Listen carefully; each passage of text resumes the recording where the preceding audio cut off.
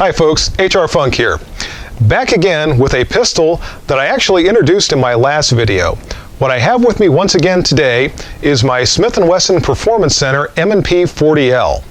Now if you're wondering why I have this pistol back in front of the camera again in this video, it's because it's actually going to be a central component in a series of videos that I'm going to be making starting with this one.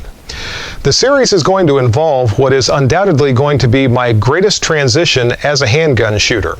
What I'm going to be doing is transitioning from the use of standard and traditional metallic sights on my handguns to the use of a micro red dot optic sight.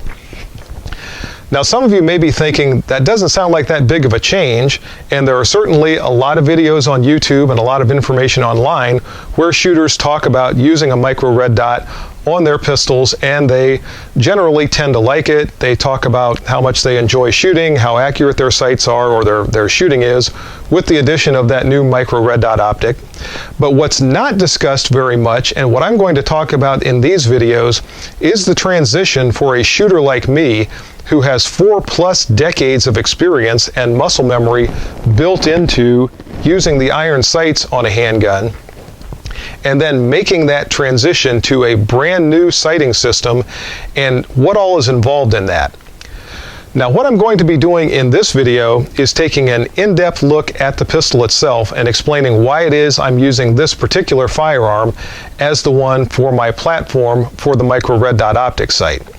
Also, this pistol, once I decide that I've become comfortable with it, and if I decide that the micro red dot optic is something that's going to allow me to shoot more accurately and quickly, I'm going to transition to using this as my duty pistol for everyday carry as a police officer. So it's imperative that this new sighting system be something that I feel I can use for defensive applications, since this is the pistol I'm going to be relying on to keep myself safe as well as those members of my community. So I'm going to be discussing the change, and I'm going to be discussing in this video this pistol. And as we move on through this series, I'm going to talk about all the things associated with making that switch to a micro red dot optic sight. Now you may be wondering at this point why, after all these years, I'm switching to a new sighting system.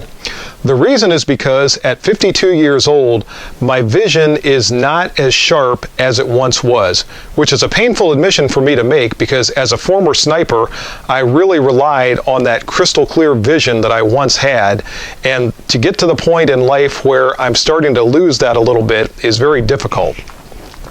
And what I notice is when I come up to shoot, my sights are a little bit fuzzy, particularly my front sight. And it's because with the distance from my eye to the sight, I just lose a little bit of that visual acuity in order to be able to focus sharply on those sights. You may have noticed in a lot of my videos more recently, when I'm doing very accurate shooting, I'm wearing glasses, and really those are nothing special. They're just a pair of reading glasses that sharpen those sights. The only time I wear those glasses, though, is when I'm trying to do really accurate shooting or when I'm reading. Most of the time throughout my day, I'm not wearing those glasses. And if I would end up in a situation where I had to rely on my firearm for defensive use, I probably would not be wearing those glasses. So I'm going to look at making the transition to the micro red dot optic to hopefully give me something that will allow me to maintain my level of shooting and my defensive use of a firearm without having to wear glasses all throughout my day. Another issue to get out of the way at the beginning of the video is the fact that this pistol is chambered for the 40 Smith & Wesson cartridge. Now some of you may recall a couple of years ago where I made a video talking about transitioning from the 40 Smith & Wesson back to the 9mm, and that's exactly what I did for all the reasons that I explained in that video. So you might be wondering why now I'm switching back to the 40 Smith & Wesson. It's very simple. This is the pistol that was available for me to purchase, so this is the one that I purchased. There's certainly nothing wrong with the 40 Smith & Wesson. It's still a good defensive cartridge. And for this particular use, I don't think it's going to make much difference one way or the other. So I am going to be transitioning back to the 40 Smith & Wesson cartridge, and this pistol has a couple of features that I think are going to make that a little bit easier. Not that I ever had any problem shooting the 40, but I think it's going to be even easier to shoot accurate shots with the Performance Center 40L. And here we go with the up-close look at the M&P 40L. Now, before I start to talk about the pistol itself, I should probably explain why it is that I selected an M&P pistol as the platform for my micro red dot optic sight. The reason is because I have a very long-standing relationship with the M&P line of pistols. In fact, I've been carrying an M&P as a duty pistol virtually every day since 2007. I'm a trained armorer for this pistol, and I've been to several armorer recertifications. I've used it as a firearms instructor, I've used it as a tactical team member, and I am just very, very confident and very, very comfortable with this particular pistol. So it only seemed prudent when I'm making such a big change in the sighting system that I'm going to be using to stick with a pistol platform that I'm very familiar with and very comfortable with. So with that explanation out of the way, let's take a look at the Performance Center 40L. Beginning at the top of the pistol, you can see that it does have sights that differ from the standard M&P. These are suppressor height sights, and the idea behind that is when the micro red dot optic is installed, the sights should allow the shooter to co-witness the sights with the reticle in the micro red dot. Now, that is somewhat dependent upon the sights that's used, but that's the idea behind the higher sights on this particular pistol. You'll also notice the two screws in the top of the slide. These hold this plate in place for the moment, but when I install the sight, I'll remove these, take this plate off, and the core pistols, which this is, come with several mounting plates that allow a variety of different red dot optics to be mounted to the pistol. So it's a very easy process to mount those. It doesn't require any additional milling of the pistol or any work from a gunsmith. The sight can be installed very easily and really in a fairly short period of time. As a cosmetic feature, since this is a Performance Center firearm, it does have a polished barrel as opposed to the blackened barrel that you typically see on the M&P. Again, I think this is completely cosmetic, but it does add a nice visual touch. The slide of the pistol has 4 lightning cuts on each side. And since this is a 5-inch pistol, as you'll notice, and by the way, that's what the L in the M&P 40L designates, that it is a 5-inch barrel. But since it has the longer slide and barrel, it is slightly heavier. The standard M&P is about 28 ounces, and the M&P 40L is 31 ounces. So in order to help keep that weight down, or keep it from getting any heavier, those lightning cuts are added, just to remove some material from the slide. And also, the barrel is ported, and the front lightning cut on either side is where the porting vents gas to help reduce the amount of muzzle flip the pistol experiences while you're shooting. The 40L has the same Armor Night finish as the standard M&P, and it also retains the equipment rail on the front forward portion of the frame, also the same as the standard M&P. The lock work for the M&P 40L, or maybe I should say for the Performance Center M&P 40L, does differ somewhat from the standard issue pistol. It has the Performance Center sear. It also has, if I can get where you can see it, an over travel stop for the trigger. And the trigger in the M&P 40L feels very, very good. It has a very nice break, a very clean break, and there is no over travel whatsoever. Now, that over travel stop is adjustable, but it's actually adjusted perfectly right now, so I don't have to do a thing to it. Now, some of you may have already noticed that the M&P 40L is still built on the 1.0 M&P platform. As such, it still has this extended portion at the rear of the grip tang, And this is something that I prefer, and it's something that I talked about when the 2.0 pistols came out that I wish they would have kept. And the reason for that is when you're shooting, and you can see how that positions between my thumb and forefinger right there, I believe that extended grip tang actually helps prevent muzzle rise a little bit just because of the way it's positioned in your hand. And again, I wish they would have kept that in the 2.0 pistols, but it was something that went away. So I'm not upset to see that still retained in the M&P 40L. The 40L has other features that are associated with the 1.0 series of the M&P. You'll notice the slide stop is what I'll call the traditional slide stop. It doesn't have the new slide stop retainer that you see on the 2.0 pistols. And internally, the lock work is still identical to the 1.0 line. And I'm going to disassemble the pistol in a little bit so you'll be able to see the internals as well. Disassembly of the M&P 40L is exactly the same as it is for any other M&P, so I'm not going to bore you with a demonstration of exactly how to field strip them. But I do want to point out, once again, that the lock work is exactly the same as the 1.0 pistols. And you can see that Performance Center sear right there. If you look closely, you can see the front of it is polished.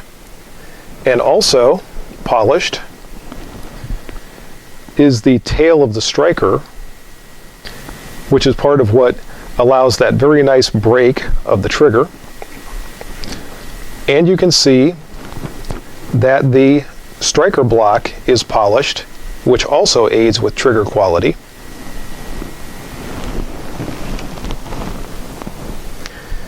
Here is that 5-inch polished barrel, and you can see the barrel ports easier with the pistol disassembled.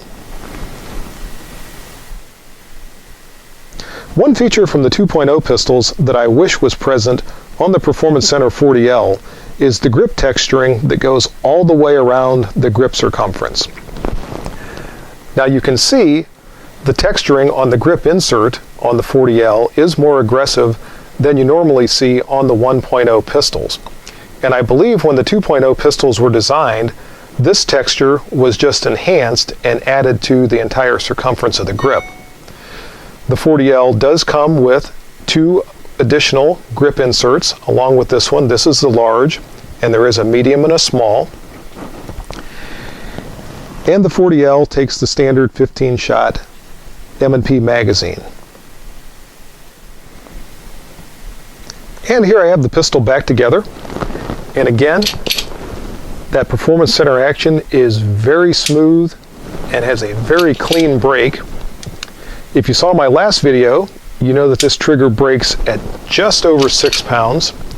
And I suspect as I shoot it, that's probably going to lighten up over time.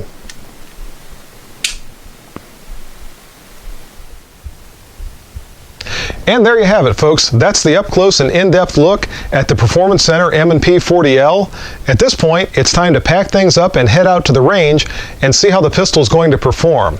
Now, when I get to the range, really what I'm going to look at doing is just establishing a baseline of performance for the pistol with the currently installed iron sights.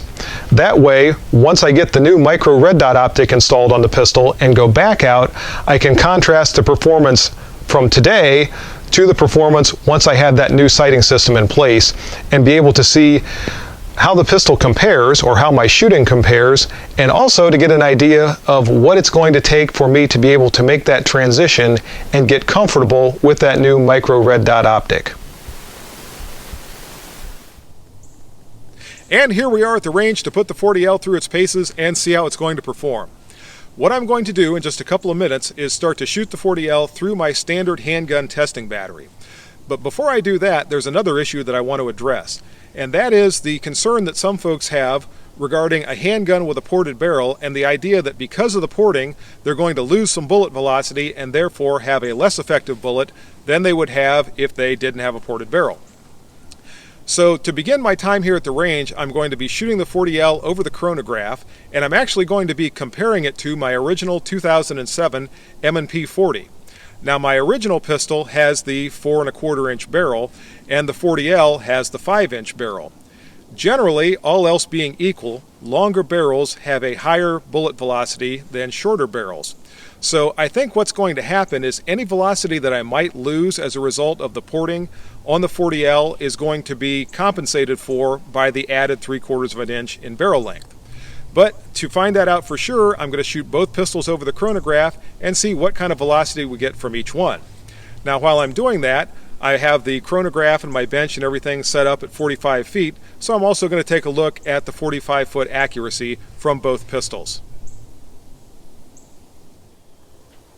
The ammunition that I'm going to be using for the chronograph test is my current duty load, which is Speer 165 grain gold dot ammunition.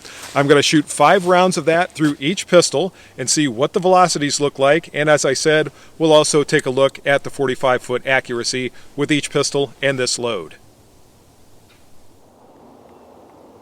And here we go, folks. 5 shots with the 2007 M&P 40. This is the standard pistol with the 4 1/4 inch barrel.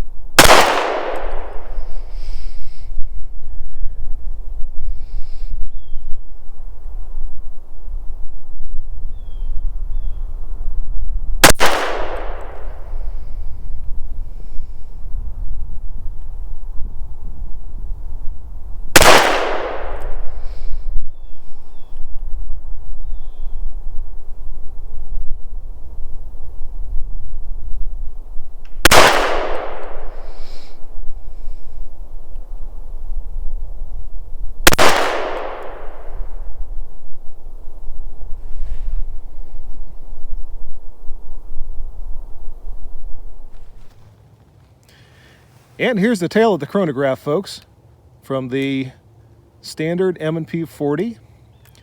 Low velocity 1096.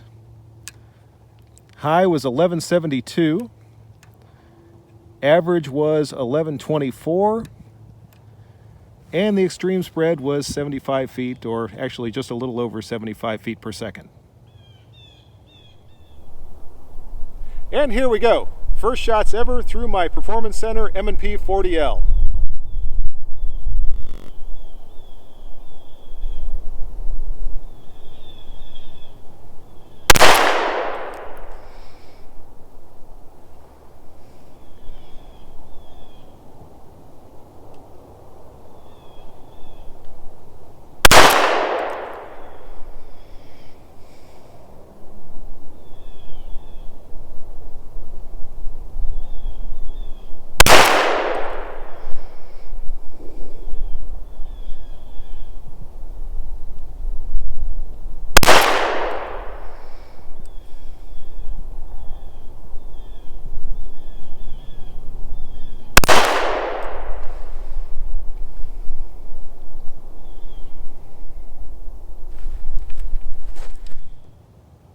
And here's the tail of the chronograph for the M&P 40L.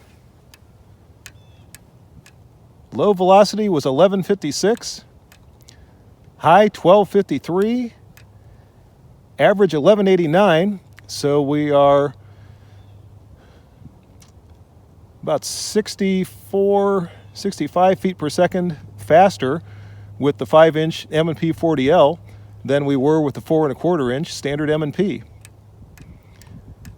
Get through the rest of those numbers quick. Extreme spread. I can't read. And standard deviation looked like 39 feet per second. So pretty good performance, velocity-wise, from the M&P 40L. Let's take a look at the accuracy. Folks, I have a confession to make. I do not do my most accurate shooting when I'm shooting over top of a chronograph.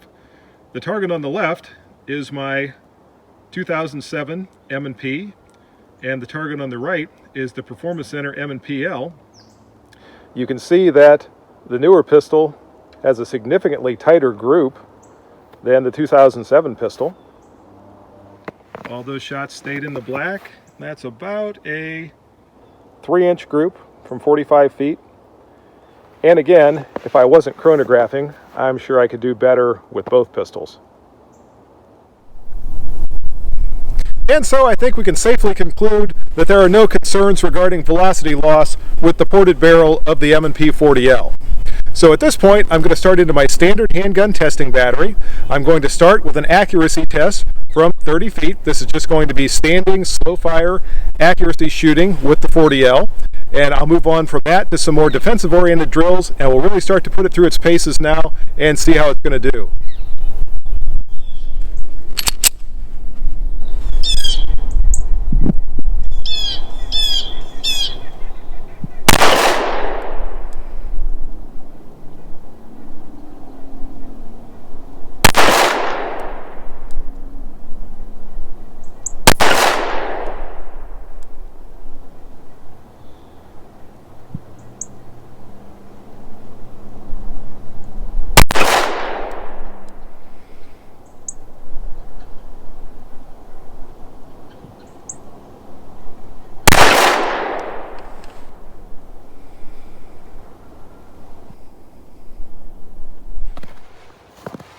Okay folks, I need you to ignore this shot. This is my fault, and I knew it was a bad shot when it broke. The rest of these were all pretty good shots, and they're within about 2.5 inches or thereabouts. So good looking group and well centered. One of the things I was curious to see was whether or not these suppressor height sights were going to cause the shots to maybe hit a little bit low, and it appears that they're very well regulated and keeping those shots very well centered in the target. And now it's time to pick up the pace a little bit. I'm now back at 50 feet. I'm going to start to shoot the 40L through some more defensive-oriented drills, and we'll see how it does on these. To begin with, from 50 feet, I'm going to shoot 10 shots from back here. I've moved over to a human silhouette type target. Let's see how this goes.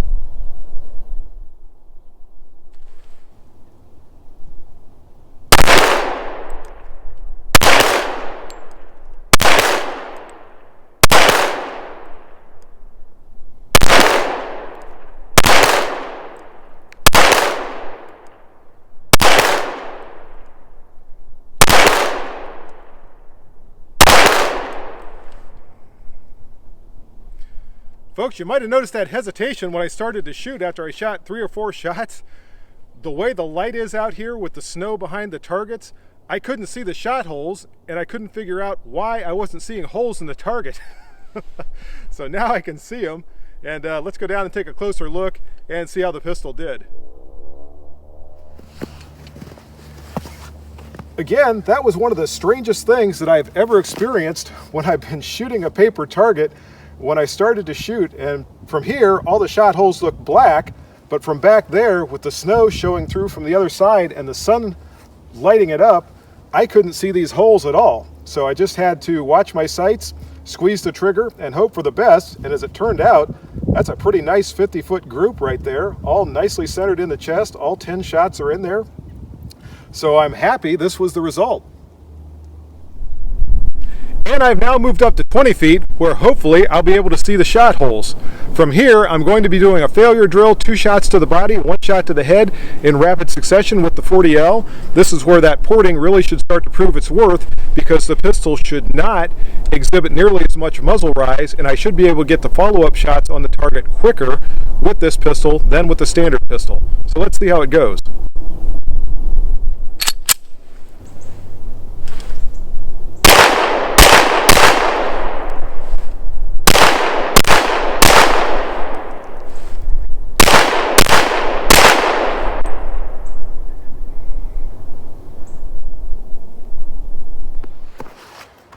Well, this is the way you want it to look on this drill, folks. The body shots are in the body, the head shots are in the head. It wasn't difficult at all to keep them there. So, very good for the M&P 40L on the failure drill. And we are up to the multiple adversary drill, folks. In this exercise, I'm going to put 1 shot into the target on the right, 3 shots into the target on the left, then 2 more shots into the target on the right, all in rapid succession. The idea behind this drill is that you're engaging 2 hostile adversaries simultaneously, so we'll see how the 40L does on this one.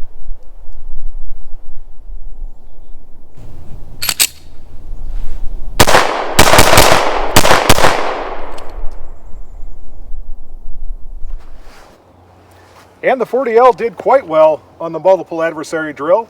I got 3 nicely centered shots here, 3 nicely centered shots here.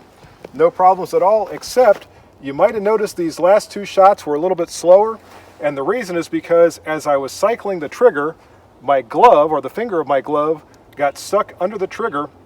So it slowed down my shooting just a little bit. It obviously didn't stop me and I was able to continue firing, but that's just one of the issues that you run into with gloves, and it's really why you should shoot with gloves on periodically, just so you familiarize yourself with those kind of situations.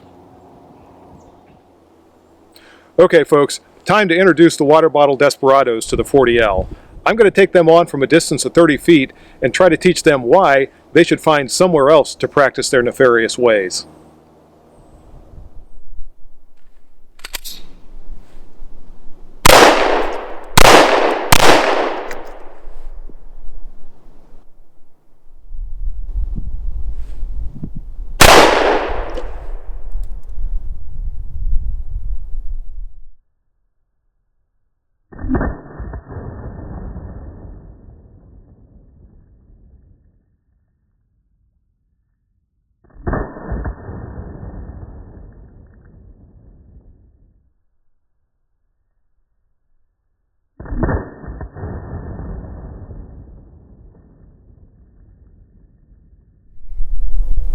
Folks, I saw that last desperado diving for cover, and I tried to get him before he made it out of sight, but I wasn't quite quick enough. Didn't matter, I still got him in the end. Alright folks, you guessed it, it's time to find out if the 40L is a 20-foot tack driver. I've got 3 rounds loaded into the magazine, I've got a tack and a target, let's see how it does. Oh, and treetop, this tack is for your grandkids.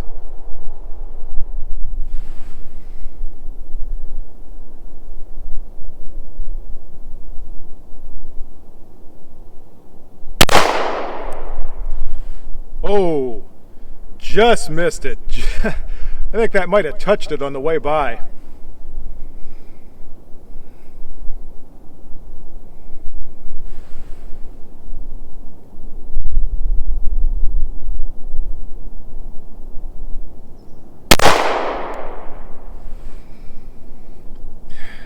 Awfully close, folks. Got one more try to see if I can do it.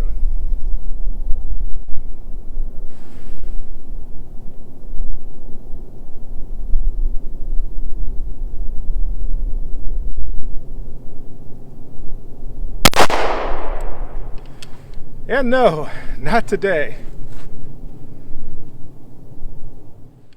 Well, it looks like driving a tack with the 40L just isn't in the cards today. Or at least it's not in the cards for me.